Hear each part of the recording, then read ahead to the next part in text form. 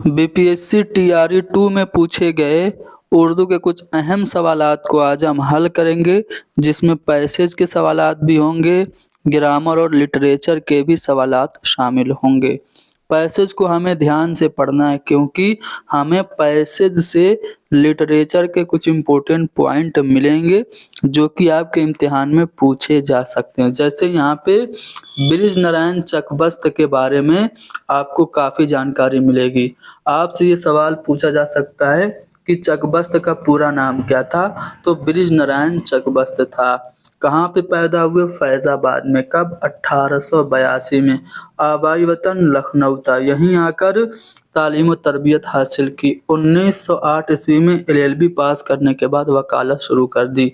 अपनी ज़हानत, फतानत, मेहनत, काबिलियत की बदौलत बहुत जल्द मशहूर हो गए। अभी आपका आफताबे वकालत दुनियाए वकालत को मुनव्वर भी न कर पाया था कि गहना गया। एक मुकदमा के सिलसिले में 12 फरवरी 1926 को रायबरेली गए थे। शाम को वापस आ रहे थे, ट्रेन में सवार होते ही फालिज का हमला हुआ। चंद घंटों के अंदर ही दम तोड़ दिया। कुदरत ने बड़ी फैयाजी के साथ चकबस्त को शायरी का मलका अता किया था। उन्होंने वतन परस्ती को अपनी नज़मों का मौजू बनाया। ये इम्पोर्टेंट पॉइंट है, पूछा जा सकता है टीआरई 3 में कि चकबस्त की नज़मों का मौजू क्या था? वतन परस्ती था। खाके हिंद उनकी एक मशहूर नज़्म है। इनकी एक मशहूर नज़्म जो कि अक्सर आपसे पूछी जाती है वो है रामायण का एक सीन, आपको याद रखना है। तो खाके हिंद इनकी मशहूर नज़्म है जिसमें हिंदुस्तान की अजमत का बयान बहुत अकीदत से किया गया है। तो चकबस्त के बारे में आपने पढ़ा। अब कहाँ पैदा हुए थे? फैजाबाद में पैदा हुए थे। अभी आपका आफताबे वकालत दुनिया वकालत को मुनव्वर भी न कर पाया था कि गहना गया। इस जुमले में तराकीब की निशानदही कीजिए। तो यहाँ पे आफताबे वकालत और दुनियाए वकालत ये दोनों तराकीब हैं, यानी कि हस्ब बाला में से एक से जायद। जो चौथा वाला ऑप्शन होगा वो हमारा करेक्ट होगा। चकबस्त किस लिए रायबरेली गए थे? तो एक मुकदमा की पैरवी करने के लिए वो रायबरेली गए थे। अगला सवाल आपके सामने कि चकबस्त की नज़मों का मौजू क्या है? तो वतन परस्ती है। ठीक है ना। चकबस्त की तालीम और तरबियत कहाँ हुई थी? लखनऊ में हुई थी। अब यहाँ पे सर सैयद के बारे में कुछ बातें आपको बताई जा रही हैं, ध्यान से पढ़िएगा, फिर इससे मुताल्लिक सवालों के जवाब दीजिएगा। ये जो पैसेज हैं वो आपको टीआरई 3 और टीआरई 4 में जनरल उर्दू लिटरेचर के क्वेश्चन में भी हेल्पफुल होंगे। ठीक है। जैसे आपसे पूछ देगा कि सर सैयद कब और कहाँ पैदा हुए, तो आप बताएंगे सर सैयद अहमद खान 17 अक्टूबर 1817 को दिल्ली के एक इल्म दोस्त और आसूदा हाल घराने में पैदा हुई। आलमगीर सानी ने उनके दादा को जवादुद्दौला का खिताब दिया था। सर सैयद की परवरिश में उनकी वालदा का बड़ा हाथ था। उस वक्त दिल्ली के बड़े बड़े उलमा से सर सैयद ने तालीम हासिल की। उनकी मुलाजमत का आगाज कब हुआ था? 1838 में हुआ था। सर सैयद रिश्तेदारी से शुरुआत करके सदर अमीन के ओहदा तक पहुँचे और दौरान मुलाजमत उन्होंने आसारुस सनादीद लिखी। देखो, आसारुस सनादीद का मौजू कई बार कॉम्पिटिटिव एग्जाम्स में पूछा जा चुका है। तो आसारुस सनादीद का जो मौजू था दिल्ली की तारीखी इमारतों और बुजुर्गों के हालात थे। सर सैयद की और भी तसानीफ हैं, जैसे कि उन्होंने रिसाला तहज़ीबुल इखलाक निकाला था। इंग्लैंड के स्पेक्टेटर और टीटलर 2 अखबार थे, उसी के तर्ज पर रिसाला तहज़ीबुल इखलाक निकाला था। इन्होंने तारीख सरकसी बिजनौर लिखी किताब लिखी, तारीख सरकसी बिजनौर। साथ ही साथ सर सैयद ने असबाबे बगावत हिंद लिखी थी, जो 1857 की जो क्रांति हुई थी उसके हालात पे मबनी थी। और आसारुस सनादीद में दिल्ली की तारीखी इमारतों और बुजुर्गों के हालात हैं। इसके अलावा इन्होंने अबुल फजल की तारीख आईन अकबरी की तस्हीह भी की 1862 में। ये इंपॉर्टेंट पॉइंट है, कई बार पूछा गया। 1862 में उन्होंने साइंटिफिक सोसाइटी के नाम से एक अंजुमन कायम की, जिसका मकसद ये था कि नए उलूम की किताबें उर्दू में शाये की जाएं। 1869 में इंग्लिस्तान का सफर किया और वापस आकर 1870 में अपना रिसाला तहज़ीबुल अखलाक निकाला था। मैंने बताया था किस दो अखबार के तर्ज पे, स्पेक्टेटर और टेटलर के तर्ज पे निकाला था। इस रिसाले ने उर्दू नस्ल को बहुत फायदा पहुंचाया, सलीस और रवा उर्दू को रिवाज दिया। अब देखिए किसने सर सैयद के दादा को जवादुद्दौला का खिताब दिया, तो आलमगीर सानी ने। अगला सवाल जो आपके सामने है, सर सैयद की तरबियत में किसका अहम हिस्सा है पूछा जा रहा है, उनकी वालिदा का अहम हिस्सा है। आईने अकबरी किसने लिखी, देखो आईने अकबरी लिखी थी अबुल फजल ने, लेकिन इसकी तस्हीह की थी किसने, सर सैयद ने, तो कंफ्यूज मत होना है, अबुल फजल ने लिखी है। सर सैयद ने किस सन में साइंटिफिक सोसाइटी कायम की, तो 1862 में। कब कायम की, 1862 में। कहाँ कायम की, ये भी पूछा जाता है, तो याद रखिएगा गाजीपुर में कायम की थी सर सैयद ने साइंटिफिक सोसाइटी। चलो, सर सैयद ने कौन सा रिसाला निकाला था, तो रिसाला आसारुस सनादीद नहीं निकाला था, नहीं खुतबात अहमदिया निकाला था। ये दोनों जो थी वो इनकी किताबें थी। खुतबात अहमदिया 12 खुतबों पे मुश्तमिल एक किताब है, जो सर विलियम म्योर की एक किताब थी लाइफ ऑफ मोहम्मद, उसके ऊपर इन्होंने लिखा था। और जो रिसाला था वो तहजीबुल अखलाक था, तो पहला वाला ऑप्शन करेक्ट है। अब देखो यहाँ पे अबुल कलाम आज़ाद के बारे में कुछ चीज़ें दी गई हैं, इसको पढ़ के हमें अबुल कलाम आज़ाद के बारे में काफ़ी जानकारी हो जाएगी।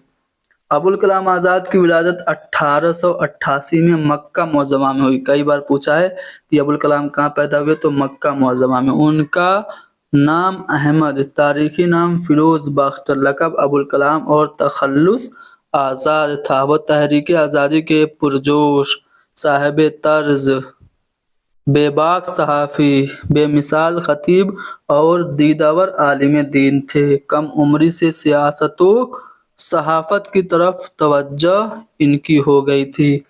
1912 ईस्वी में इन्होंने एक रिसाला जारी किया था अल हिलाल, और जब ये बंद हो गया तो एक और रिसाला इन्होंने निकाला था अल बलाग। तो पूछा जाता है रिसाला अल हिलाल और अल बलाग किसने निकाला, तो इन्होंने निकाला। इनकी एक किताब कॉम्पिटिटिव एग्जाम में काफ़ी पूछी जाती है, आपको याद रखना है, इंडिया विंस फ्रीडम, ये इनकी किताब है, अंग्रेजी में लिख के तीनों ने पूछी जाती है। तो जब इन्होंने 1912 में अल हिलाल जारी किया, तो इस अखबार ने तहरीक आज़ादी को तक़वियत देने में अहम रोल अदा किया। आज़ादी के इदारिये मुल्क में तहलका मचा देते थे। कई बार इस अखबार की ज़मानत ज़ब्त हुई।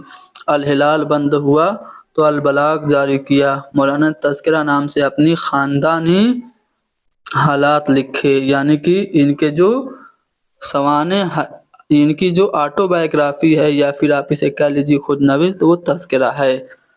इन्हें कैदो बंद की सऊबतें बर्दाश्त करनी पड़ी। इन्होंने जेल ही में खतूत लिखे थे, जो गुबारे खातिर के नाम से शाया हुए। ठीक है, गुबारे खातिर के मकतूब इलाय कौन है, ये पूछा जाता है, तो मौलाना हबीबुर रहमान खान शेरवानी। ठीक है, 1923 में इन्होंने इंडियन नेशनल कांग्रेस की सदारत इनको सौंपी गई। जब मुल्क आज़ाद हुआ तो हुकूमत बनी, तो इन्हें वजीर तालीम यानी एजुकेशन मिनिस्टर बनाया गया। 1958 में इनका इंतकाल दिल्ली में हुआ। इनका आखिरी जो आरामगाह है वो दिल्ली में ही है।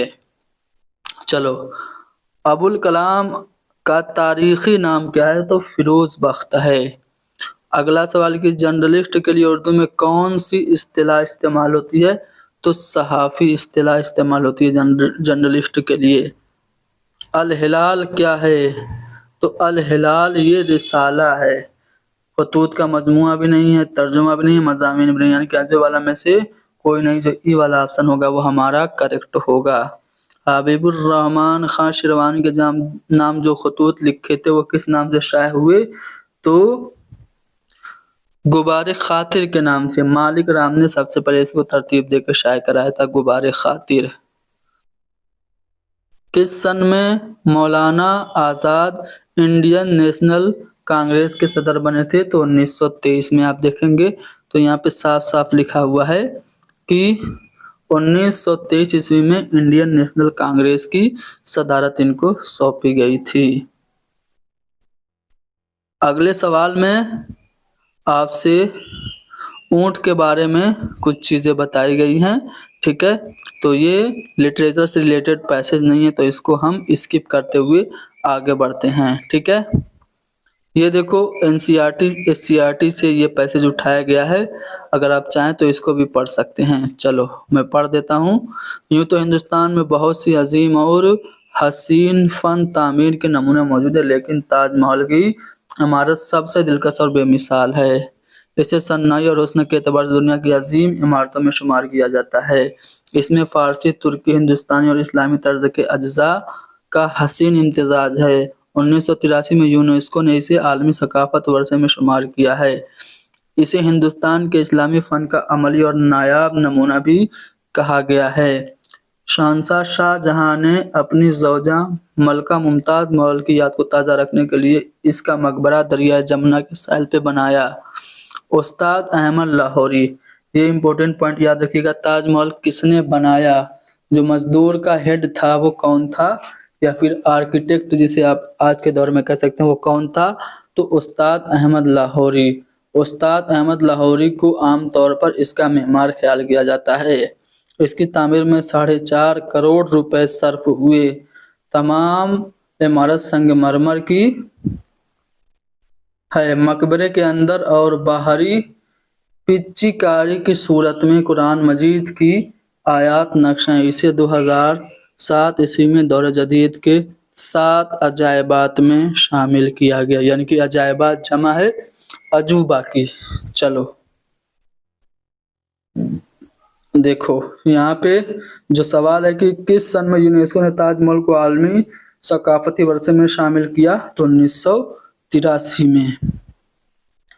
ताजमहल की तामीर में इस्लामी तर्ज़े तामीर के अलावा किस तर्ज़ तामीर के अज्जा का मिलाप है? तो फारसी, तुर्की और हिंदुस्तानी। ताजमहल को किस दौर के 7 अजायबात में शुमार किया गया है? तो जदीद दौर के 7 अजायबात में सन 2007 में इसको शामिल किया गया है, ठीक है। दौर जदीद के 7 अजायबात में ताजमहल को शामिल किया गया है। अजायबात का वाहिद क्या होगा? अजूबा हो जाएगा। फिर ताजमहल किस दरिया के किनारे पर बनाया गया है? तो जमुना नदी के किनारे ताजमहल स्थित है। अगला सवाल जो है ग्रामर का है। चलो देखो इसमें क्या पूछा जा रहा है? ऐसे फेल जिनमें ज़माने हाल ज़माने मुस्तकबिल दोनों पाए जाएं उसे हम क्या कहते हैं? तो उसे हम फेले मुजारे कहते हैं, ठीक है। तो ऑप्शन बी हमारा सही है। फेले हाल क्या होता है? जिसमें मौजूदा ज़माने की बातें हों उसे फेले हाल कहते हैं। गुजरे हुए ज़माने की जिसमें बातें हों उसको हम फेले माजी कहते हैं। और मुस्तकबिल तो आप जानते हैं फ्यूचर को कहते हैं। मुअन्नस की निशानदेही कीजिए। देखिए मेरा कौल हम कहते हैं, मेरी कौल नहीं कहते हैं। तो ये जो कौल है ये मुज़क्कर हो गया, ठीक है। मेरी बात और मेरी तहरीर ये दोनों मुअन्नस है, यानी कि हम कहेंगे कि हज़फ वाला में से एक से ज़ायद जो है वो मुअन्नस है। दर्ज झेल में से कौन से लफ्ज में साबिका इस्तेमाल हुआ? साबिका समझते हैं ना, किसी भी लफ्ज से पहले जुड़ता है, ठीक है। तो जादूगर ये बाद में जुड़ा है तो लाहिका है। दवा खाना, खाना बाद में जुड़ा है लाहिका है। आज़ादी, ठीक है।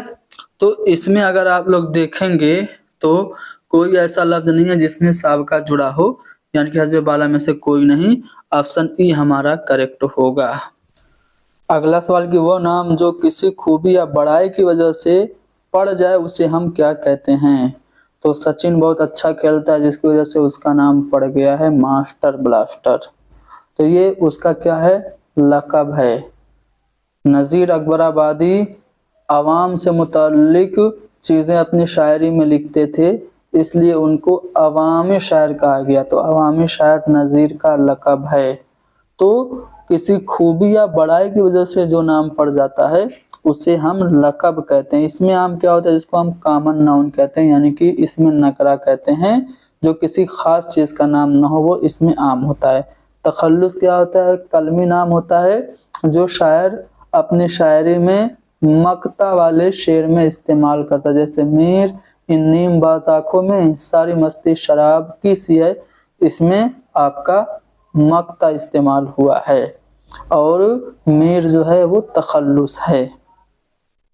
बागीचा क्या है, तो बागीचा इसमें मुसग्गर है। बाग उसको और छोटा किया गया तो वो बगीचा हो गया। तो वो नाम जो किसी चीज को छोटा जाहिर करे इसमें मुसग्गर होता है, और जो किसी चीज को बड़ा जाहिर करे वो होता है इसमें मुकब्बर। जैसे बात है उसको बड़ा जाहिर करना है तो बतंगड़, तो ये क्या हो गया, इसमें मुकब्बर हो गया। तो बगीचा इसमें मुसग्गर है।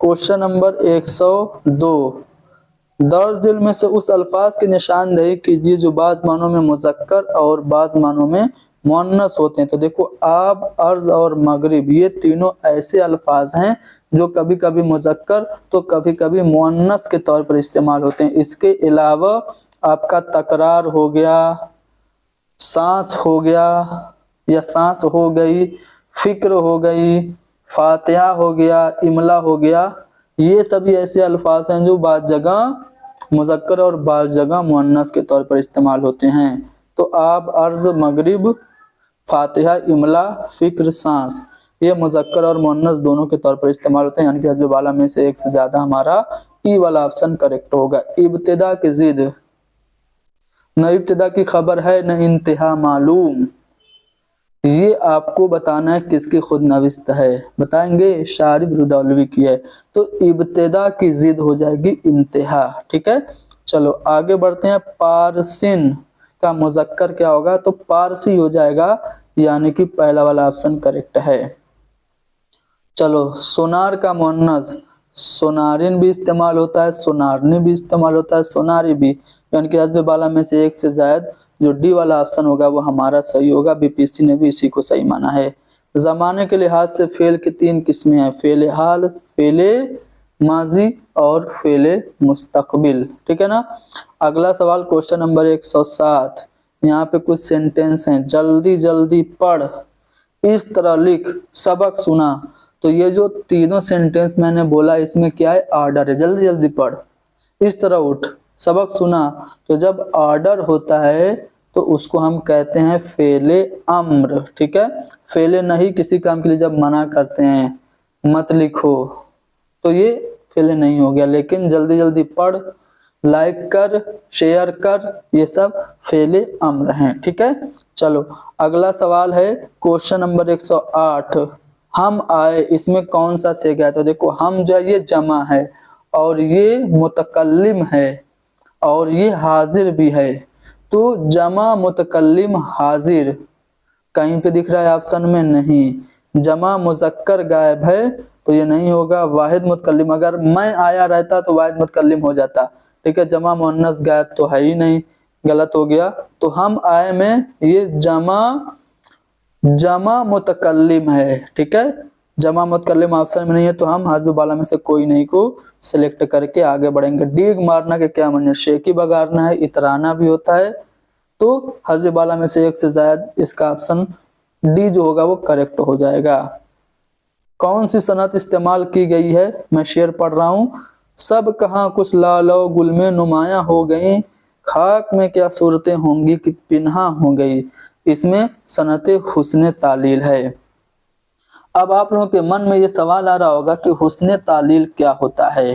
तो याद रखिएगा, जब शायर किसी चीज की असल इल्लत के बजाय कोई और वजह बताए तो उसमें हम कहते हैं हुस्न तालील। जैसे प्यासी जो थी सिपाही खुदा, 3 रात की साहिल पे सर पटकती थी मौजें फुरात की, इस शेर में भी हुस्न तालील है। पहले नहाई ओस में फिर आंसुओं में रात, यूं बूंद बूंद उतरी हमारे दिलों में रात। तो इसमें भी शहरियार के शेर में भी आपका सनत हुस्न तालील इस्तेमाल है। आती है उसको देखने मौजे कशा कशा, साहिल पे बाल खोले नहाती है चांदनी, इस शेर में भी सनत हुस्न तालील इस्तेमाल है। ठीक है, तो यहाँ पे पहला वाला ऑप्शन करेक्ट हो गया। हामिद और सईद दिल्ली गए, इस जुमले में और क्या है, तो ये जो और है ये हर्फ अत्फ है, हामिद और सईद को जोड़ रहा है। ठीक है, तो हर्फ अत्फ हो गया। कवायद में अलिफ वाव और ये सब क्या है, अलिफ वाव और ये हरूफे इल्लत कहलाते हैं। लेकिन क्वेश्चन क्या, ध्यान से पढ़ो, कवायद में अलिफ वाव और ये के अलावा तमाम हरूफ को हम क्या कहते हैं, तो उसको हम कहते हैं हरूफे सही। जैसे अंग्रेजी में होता है ना वावेल, वावेल के अलावा जो हरूफ बचते हैं उनको हम कॉन्सोनेंट कहते हैं।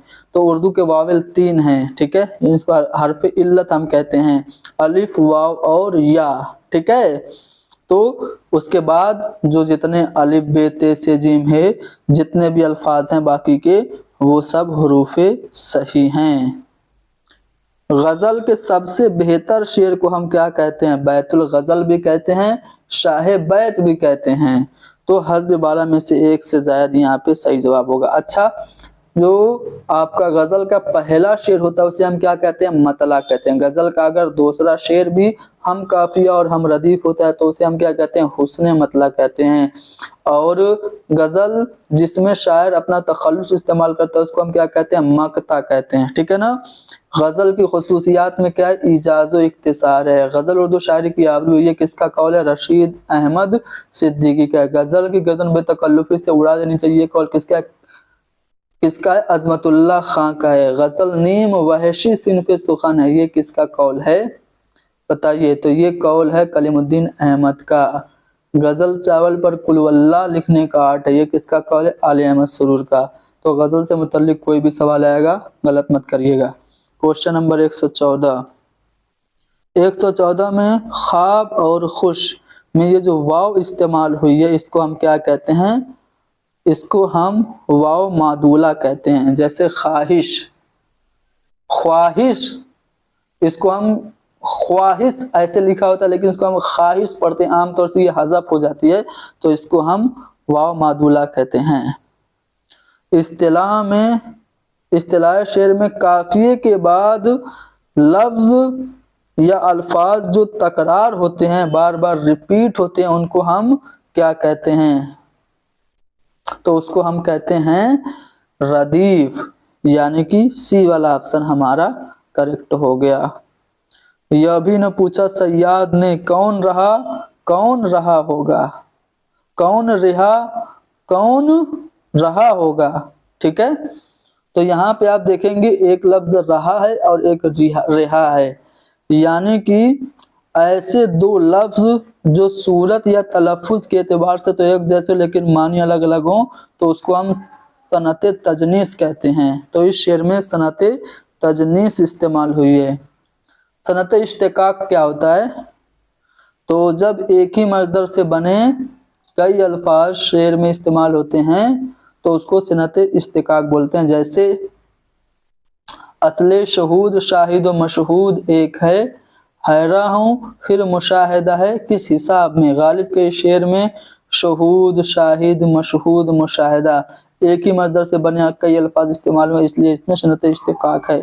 सनत तज़ाद क्या होता है, जब दो अपोजिट वर्ड एक साथ इस्तेमाल होते हैं किसी शेर में, उसे क्या खबर सज़ा जज़ा की, तेरी आरज़ू जिसने सुबह मसा की।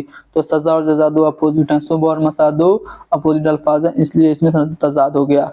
लेकिन जब एक जैसे अल्फाज हों लेकिन मीनिंग अलग अलग हो, जैसे यमक अलंकार होता है ना, कनक कनक ते सौगुनी मादक तारिका है, यहाँ पे कनक जो इस्तेमाल हुआ है एक सोने के मानी में एक धतुरे के मानी में, लेकिन दोनों का जो प्रोनाउंसिएशन है वो सेम है, तो उसमें यमक अलंकार होता है। इसी तरह उर्दू में होता है आपका तजनीस, सनत तजनीस। कौन रहा कौन रिहा होगा। ठीक है, चलो जिससे तशबीह देते हैं उसे क्या कहते हैं। देखिए सनत तशबीह क्या होती है, जब हम किसी एक चीज का किसी दूसरी मुशाबे चीज से, मिलती जुलती चीज से खास या फिर कॉमन क्वालिटी की बिना पे हम कंपैरिजन करते हैं तो उसको सनत तशबीह कहते हैं। सनत तशबीह में हम जिस चीज से किसी चीज की तशबीह देते हैं उसको हम मुशब्बा कहते हैं, यानी जिसको तस्बीह दी जाती है उसको मुशब्बा कहते हैं, और जिससे किसी को तस्बीह दिया जाता है उसे मुशब्बा बे कहते हैं। जैसे मैं कहूँ अली शेर की तरह बहादुर है, तो अली मुशब्बहा हो गया और शेर मुशब्बहा बे हो गया, यानी जिससे किसी चीज को तशबीह दी जाए वो होता है मुशब्बहा बे। तो यहाँ पे बी वाला जो ऑप्शन होगा वो करेक्ट होगा। हस्ती अपनी हुबाब की सी है, यह नुमाइश शराब की सी है। कुछ लोग इसको शराब भी पढ़ते हैं। शराब यानी जो जब आप रेगिस्तान में जाते हैं और रेगिस्तान में जब धूप चमकती है तो आपको दूर से लगता है कि यार लगता है वहां पे पानी है, लेकिन जब करीब जाते हैं तो वहां पे कुछ नहीं होता। मृग याचिका हिंदी में शायद इसको कहते हैं, तो वो होता है शराब, ठीक है, छोटे सीन से। और हुबाब का मतलब होता है बुलबुला। तो हस्ती अपनी हुबाब किसी, यानी कि हस्ती को हुबाब जैसे पानी के बुलबुले के जैसे बताया गया है, तो यहाँ पे हस्ती को किससे तस्बीह दी गई है? हुबाब से दी गई है, यानी कि सी वाला ऑप्शन हमारा करेक्ट है। क्वेश्चन नंबर 119, अंग्रेजी लफ्ज सिमली के लिए बयान में कौन सी इस्तेमाल होती है? तो सिमली के लिए हम उर्दू में इस्तेमाल करते हैं सनत तशबीह, और हिंदी में इसे कहते हैं उपमा अलंकार। सिमली में लाइक, सो, एज जैसे वर्ड होते हैं, जैसे सी इज लाइक अ मून, तो इसी तरह उर्दू में वो चांद की तरह है, ठीक है। तो इसलिए सिमली का जो लफ्ज हम माना लफ्ज उर्दू में होता है वो होता है आपका तशबीह, ठीक है, मजाज मुरसल नहीं होता है। मजाज मुरसल की एक मिसाल मैं आप लोगों को शेर के तौर पर सुना रहा हूँ, ठीक है। जब हाथ उसकी नब्ज पे रखा तबीब ने, महसूस यह किया कि बदन में लगी है आग, इस शेर में मजाज मुरसल है, ठीक है। कनाया की मिसाल में आप लोगों को सुना रहा हूँ, ध्यान से सुनिएगा। इस चमन में तायरे कम पर अगर मैं हूं तो क्या, दूर है सैयद अभी और आशिया नजदीक। मीर के शेर में सनते कनाया है। इस्तियारा क्या होता है? जब एक चीज को बाएं नहीं दूसरी चीज करार दे देते हैं, अंग्रेजी में इसको मेटाफर कहते हैं, मेटाफर, ठीक है। Camel is ship of dessert, ये नहीं कहा जा रहा है कि ऊंट रेगिस्तान के जहाज के जैसा है, डायरेक्ट कहा जा रहा है कि ऊंट रेगिस्तान का जहाज है, तो इसलिए इसमें सनत इस्तियारा हो गया, मेटाफर हो गया। उर्दू में एक शेर बहुत मशहूर है मिर्जा दबीर का, मरसिया का एक मिसरा है कि किस शेर की आमद है कि रन कांप रहा है, तो यहाँ पे हजरत अब्बास को डायरेक्ट शेर कहा गया है, तो इसमें सनत इस्तियारा इस्तेमाल है। क्वेश्चन नंबर 120, क्वेश्चन नंबर 120 में मकतूब इलैह से मुराद क्या है? यानी जिसके नाम खत लिखा जाए। अगर मैं आपको, अगर ए डी को खत लिखे तो ए आपका कातिब होगा और डी मकतूब इलैह होगा, ठीक है ना। चलो, तो जिसके नाम खत लिखा जाता है उसको हम मकतूब इलैह कहते हैं। मकतूब की जमा क्या होगी? देखो, मकतूब की जमा होगी मकातिब, ठीक है, और मकतब की जमा क्या होगी? मकातिब। फर्क देखो, मकातिब और मकातिब, फर्क समझ में आ रहा है? मकतूब की जमा मकातिब होगी और मकतब की जमा मकातिब होगी। क्वेश्चन नंबर 122, करीब की जिद होगा, नजदीक भी होता है, पास भी होता है, यानी कि अजब वाला में से एक से ज्यादा हमारा डी वाला ऑप्शन करेक्ट हो गया। मजलिस की जमा क्या होगी? मजालिस होगी, यानी कि ऑप्शन नंबर जो बी है करेक्ट है। मुहावरे की निशानदेही आपको करना है। देखो, मुहावरा जिसके आखिर में ना आता है ना वही मुहावरा होता है, और ना जिसके आखिर में नहीं आता यानी फेल नहीं आता जिसके आखिर में, वो कहावत होती है। हाथ कंगन को आरसी किया, पढ़े लिखे को फारसी किया, ये कहावत है। हाथी के दांत खाने की और दिखाने की और, ये भी कहावत है। पापड़ बेलना यानी कोई मुश्किल काम करना, ये आपका मुहावरा है, तो सी ऑप्शन हमारा सही होगा। खिचड़ी पकाना, देखो ये मुहावरा है, तो इससे मुराद क्या है? खुफिया मशवरे करना, ठीक है, छुप के किसी बात के लिए डिस्कशन करना, यानी खिचड़ी पक रही है, तो पहला वाला ऑप्शन हमारा सही होगा। 126, तशबीब किस सिन्फ का हिस्सा है? तो तशबीब, गुरेज, मदह, दुआ, मुद्दुआ, ये सभी अज्जाए तरकीबी किसके हैं? कसीदा के हैं। मर्सिया के अज्जाए तरकीबी क्या होते हैं? चेहरा, सरापा, रुखसत, आमद, रज, जंग, शहादत और बैन। ठीक है ना। चलो साबिका की निशानदेही कीजिए। देखो साबिका क्या होता है, जब किसी भी लफ्ज के शुरू में कोई लफ्ज का टुकड़ा जुड़ के उसके मानी को बदल दे तो वो साबिका होता है। जैसे मोल है, इसके पहले लग गया अन, तो ये अन साबिका है। देश है, इससे पहले लग गया पर, तो परदेश में साबिका इस्तेमाल हुआ है।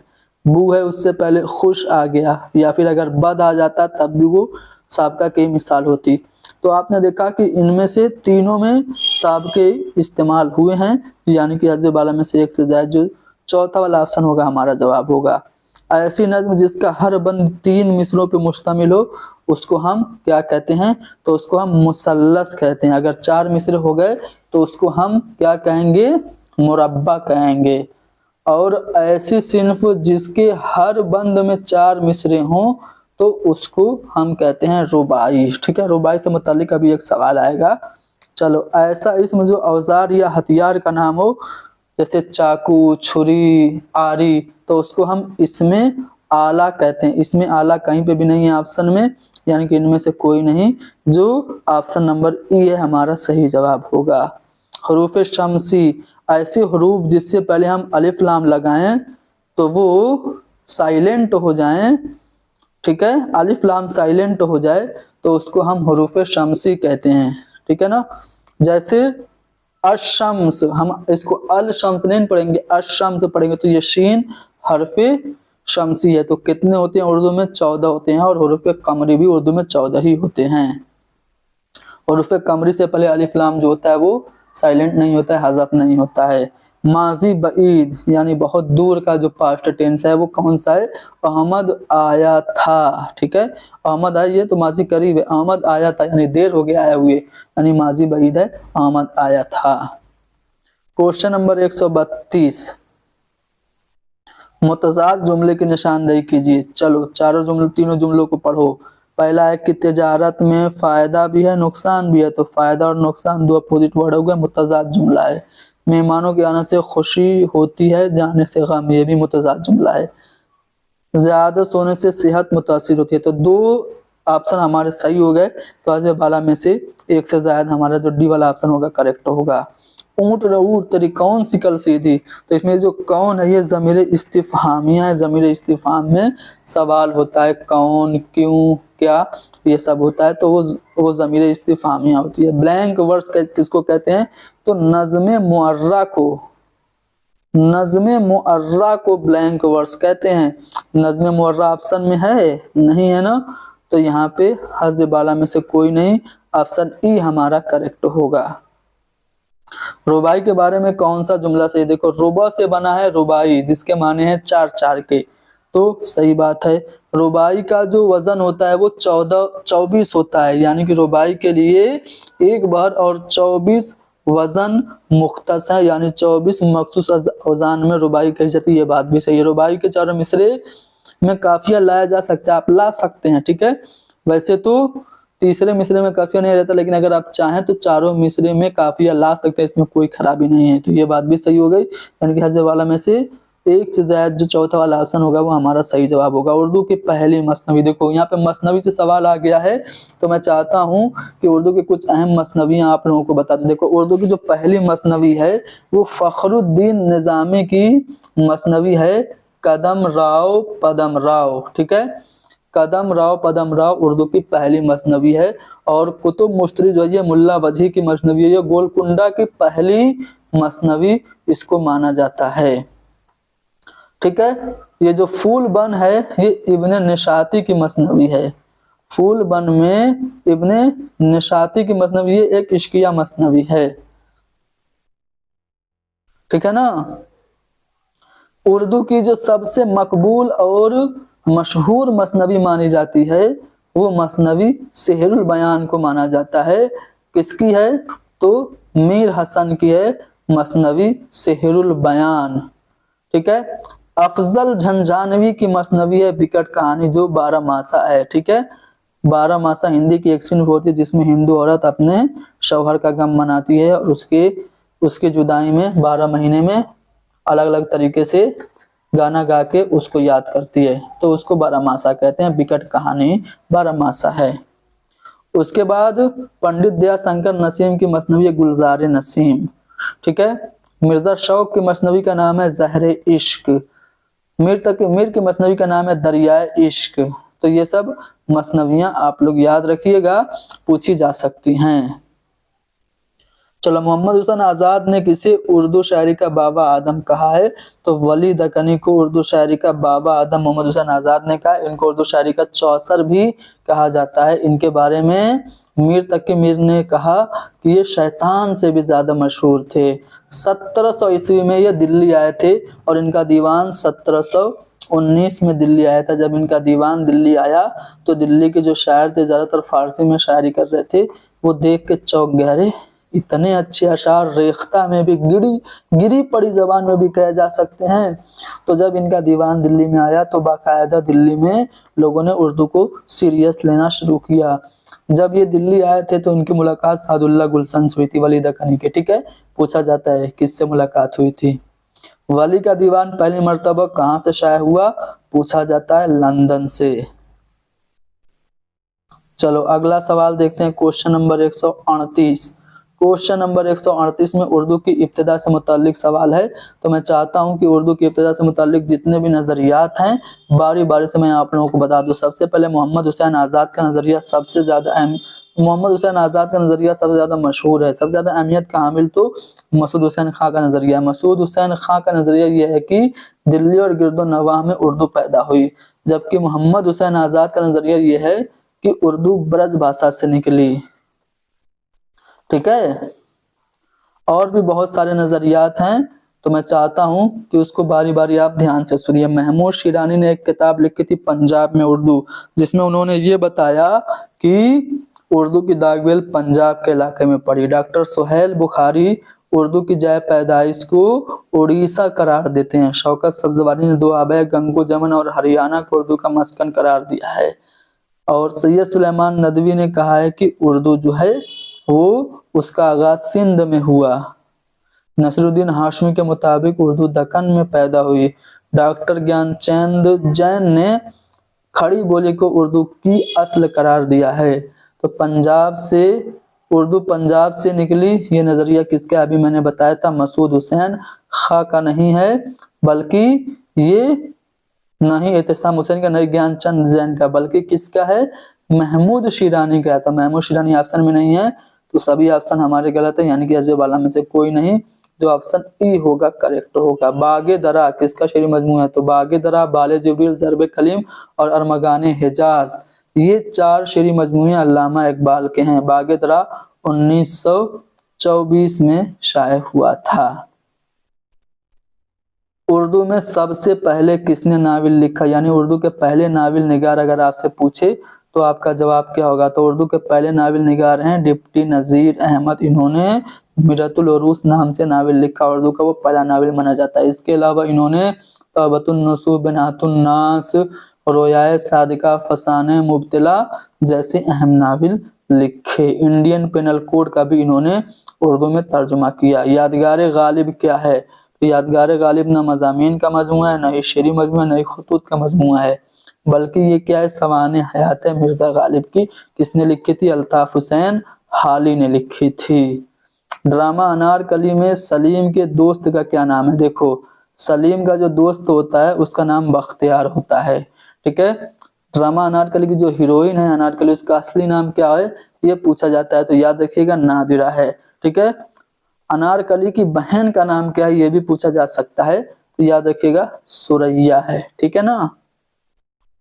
और ये भी क्वेश्चन पूछा जा चुका है कि जो रकीब है अनारकली की रकीब, ड्रामा अनारकली में अनारकली की रकीब कौन है? तो दिले आराम है, ठीक है। नावल निगार इनमें से कौन है? देखो, अब्दुल हलीम शरर नावल निगार हैं, फिरदौसे बरी लिखी। प्रेमचंद ये भी नावल निगार हैं। गौदान, गबन, मैदान अमल, पर्दे मजाज, बहुत सारे नावल लिखे। कुरतुलैन हैदर भी ये नावल निगार हैं। मेरे सनम खाने, चांदनी बेगम, आग का दरिया, ये सब इनके नावल हैं। यानी कि हस्ब वाला में से एक से जायद, जो चौथा वाला ऑप्शन होगा वो हमारा जवाब होगा।